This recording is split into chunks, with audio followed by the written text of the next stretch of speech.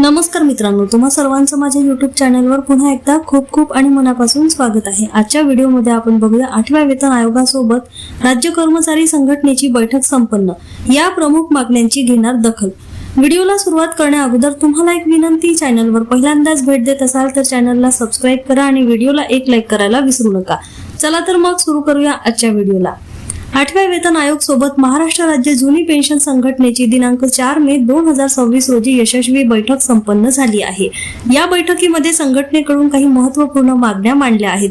प्रमुख मागण्या पुढील प्रमाणे पाहूयात। 1. फॅमिली युनिट किमान वेतन, त्याचबरोबर फिटमेंट फॅक्टर निश्चित करत असताना फॅमिली युनिट मध्ये आई वडील यांचा समावेश करून एकूण 5 जणांची फॅमिली युनिट गृहीत धरावेत असा मुद्दा संघटनेकडून मांडलेला आहे।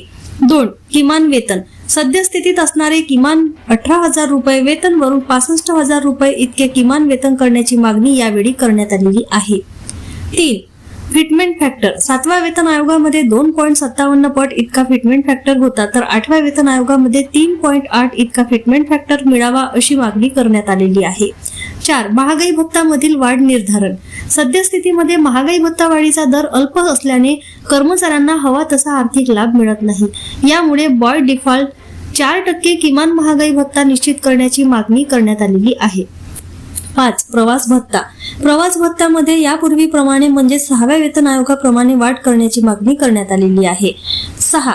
आश्वासित प्रगती योजना, 7व्या वेतन आयोगामध्ये शिक्षक सोडून इतर कर्मचाऱ्यांना 10, 20 व 30 वर्षानंतर आश्वासित प्रगती योजना म्हणजेच पुढील वेतन श्रेणी लागू होते, परंतु शिक्षकांनाच 12, 24, 36 हे चट्टोपाध्याय वेतन श्रेणी निवड श्रेणी योजना लागू आहे। यामुळे अशा प्रकारचे भेदभाव न करता सरसकट शिक्षकांना देखील आश्वासित प्रगती योजना लाभ देण्यात यावा अशी मागणी करण्यात आलेली आहे।